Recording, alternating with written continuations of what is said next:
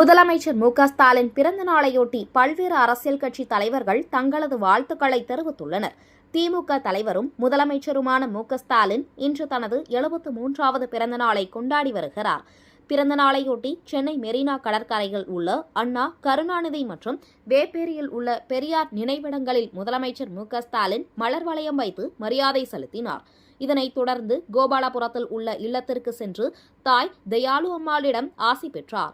அவரது பிறந்த நாளையொட்டி பல்வேறு அரசியல் கட்சி தலைவர்கள் வாழ்த்து தெரிவித்து வருகின்றனர். அந்த வகையில் பிரதமர் மோடி வெளியிட்டுள்ள வாழ்த்து செய்தியில் அவர் நீண்ட ஆயுளும் நல்ல ஆரோக்கியமும் பெற்று வாழ வாழ்த்துகிறேன் என கூறியுள்ளார்.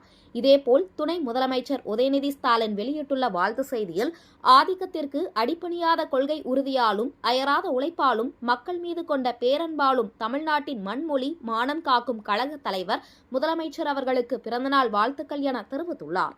நாடாளுமன்ற கனிமொழி வெளியிட்டுள்ள வாழ்த்து செய்தியில் சமூக நீதியையும் தமிழ்நாட்டின் வளர்ச்சியையும் இருக்கண் என கொண்டு நாடு போற்றும் நல்லாட்சியை தமிழ்நாட்டு மக்களுக்கு வழங்கி வரும் மாண்புமிகு முதலமைச்சர் கழகத் தலைவர் அவர்களுக்கு பிறந்தநாள் வாழ்த்துக்கள் என தெரிவித்துள்ளார்.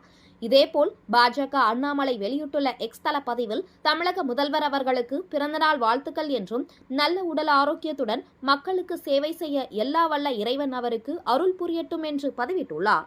இதேபோல் கேரள முதலமைச்சர் பினராயி விஜயன், ஓ பன்னீர்செல்வம், நாடாளுமன்ற உறுப்பினர் மாணிக்கம் தாகூர், பாஜக தமிழிசை சவுந்தரராஜன் மற்றும் கவிஞர் வைரமுத்து உள்ளிட்ட பல்வேறு அரசியல் கட்சி தலைவர்கள் வாழ்த்து தெரிவித்து வருகின்றனர்.